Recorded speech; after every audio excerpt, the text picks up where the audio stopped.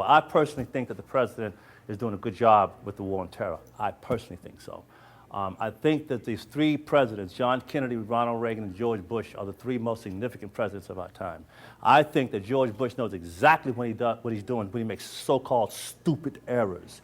George Bush told us, he told us straight up, he did not lie. He said, we are not going to let these folks strike us again. We are going to get on, what did brother say? The offense. We're going to go after them. We're going to get them backpedaling or turn and haul ass, and while we kicking them in as they go. That's his strategy. And he said another thing. He said, we will fight them where? Over there. Not here. Over there. The Democrats will allow them to have us to have to fight them over here. And we will slaughter them over here. And George Bush does not want us to be slaughtering our Muslim brothers and sisters, because we learned a lesson about slaughtering people when we slaughtered the Indians. You see, we're trying to get away from that. We have power, and the more power you have, as Roosevelt says, walk quietly but carry a big-ass stick. You see, peace through strength. You see, and what has happened is somehow we have allowed the socialist communist element to namby-pamby us and dummy us down to little wimp sissies. No offense to anybody got issues, you know. But it's a metaphor I'm trying to say. And that whole Islamic threat, they're bullies. The whole communist socialist threat, they have been nothing but bullies, slaughtering people. That is their commonality, slaughtering people and enslaving people.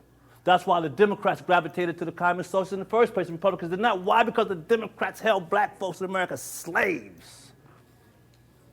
Socialism is slavery.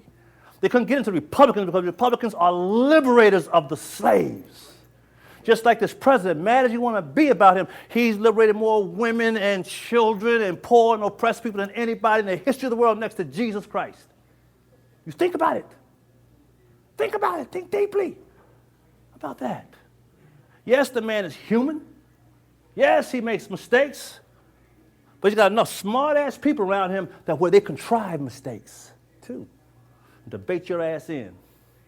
See, George Bush is waking us up. We've allowed our success to lull us to sleep in apathy where we no longer appreciate that which God has given us in this country. We don't appreciate it. And I believe the Lord God is punishing us. And he's using George Bush walking with his big-ass stick, hitting us in the ass. Are you mad at George Bush about the border? Are you mad about what's going on? Are you doing something about it? Yes, you are. This guy's not as dumb as y'all think he is. He's banking, let's talk about future history, he's banking on, he don't care if he goes out with 1% favorability with the polls. That's a leader. He don't care what the polls say. People don't know how to lead. People are a bunch of dumb sheep. The communists figured that out a long time ago. So did despots and murderers and all through history. We got a good guy now who's taking it back. Hey, I'm not going to kowtow to you. You're going to do as I say. We're going this way. And I believe he knows in history, when they write about him in history, he's going to go down as probably one of the greatest presidents, if not leaders of all time. Why? Because the people he's liberated. And he was willing to do it at a time when everybody was scared to stand up for political correctness sake and for fear of dying. He says, yeah, and you know what? Mullah, what's that? Mullah, whatever his name is over there, Mullah with the Bula over there in Hula Hula, Pakistan, the one that's next to the short guy next to Bin Laden, what's Jeff there? Al-Zawahiri, yeah. Al-Zawahiri, he speaks the truth. Al-Zawahiri called George Bush a gambler. But that's what a leader is, a gambler.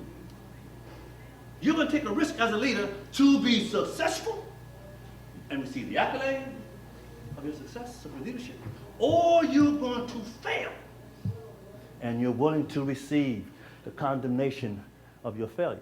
That's a leader. See? And that's what George Bush, he's willing to fall on the sword.